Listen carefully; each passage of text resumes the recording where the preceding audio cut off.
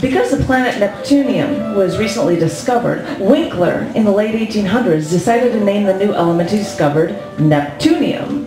But another element already tried to lay claim to that name, and still another element got the name Neptunium. So Winkler decided to name his newfound element Germanium, from Latin Germania, in honor of his homeland.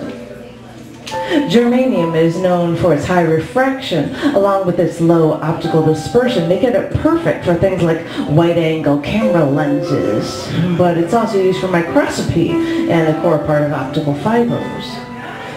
And yeah, I could go on about silicon germanium alloys used in semiconductors, induced circuitry, fiber optics, infrared optics, electronics, metallurgy, and chemotherapy. But when I heard chemotherapy, I started looking into it, because when it comes to chemotherapy, germanium's role in cancer treatment has been widely debated. And the American Cancer Society found no evidence that germanium actually fights and helps to fight cancer.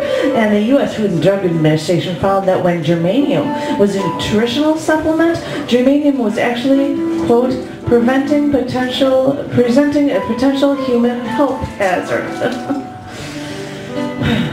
And I'm sorry, when I hear germanium, I think Germania, and I know that Germania is a Greek and Roman geographic term for the region, but it still makes me think of the world capital, Germania, with Adolf Hitler's vision for a future Germany, with the projected renewal of the German capital Berlin during the Nazi reign.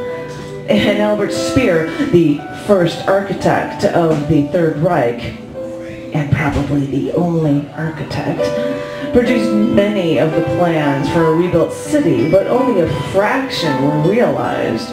The Berlin Olympic Stadium in the 1936 Summer Olympics was built.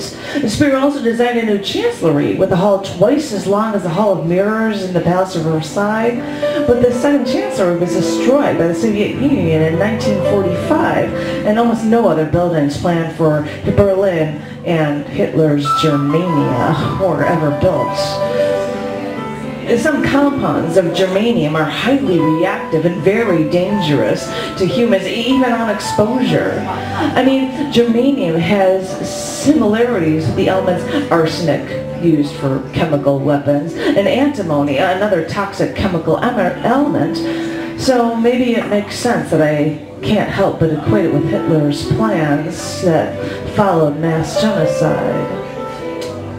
So I have to keep reminding myself of the uses of germanium in electronics, and remind myself that characteristics of that was good, made it perfect for things like wide-angle camera lenses, for that photographer in me that can't help but love that kind of stuff.